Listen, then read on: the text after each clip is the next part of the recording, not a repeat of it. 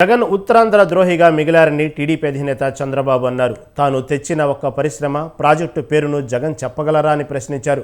జనసేన అధినేత పవన్ కళ్యాణ్తో కలిసి ఉమ్మడిగా ప్రచారం నిర్వహించిన చంద్రబాబు సీఎం జగన్పై తీవ్ర విమర్శలు చేశారు.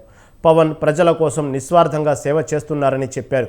పవన్కు జగన్కు అసలు పోలిక ఉందా అని ప్రశ్నించారు. జగన్ అహంకారి, విధ్వంసకారుడు, దోపిడీదారుడు అంటూ మండిపడ్డారు. 35,000 కాదు 50,000 ఎకరాలు కావాలని చెప్పిన వ్యక్తి 3 రాజధానులని చెప్పాడు. ఉత్తరాంధ్ర వెనకబడిపోతుందని చెప్పాడు. ఎయిర్పోర్ట్ లో మనకి ఈ రోజుకి రాజధాని లేదు. ప్రతిపక్షంలో ఉండగా ఆ భూములు ఏమైపోయిన పోరాటం చేసి నటించాడు.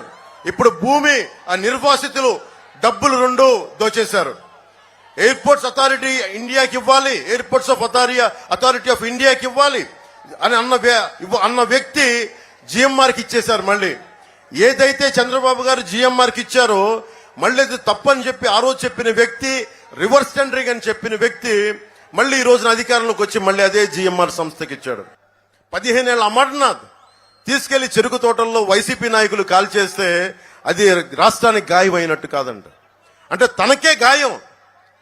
బాబాయిలు చచ్చిపోయినా గాయం కాదు.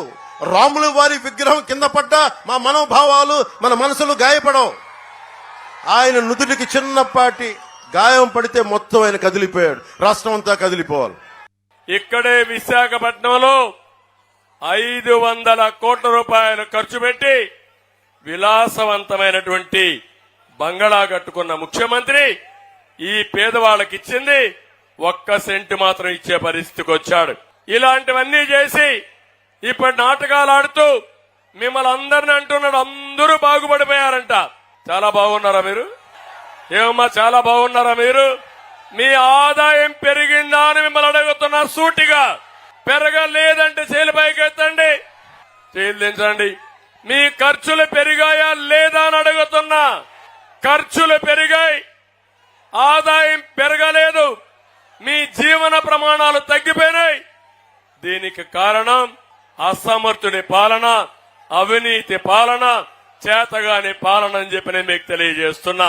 ఎప్పుడు కూడా పరిపాలన అంటే సంపద సృష్టించాలి.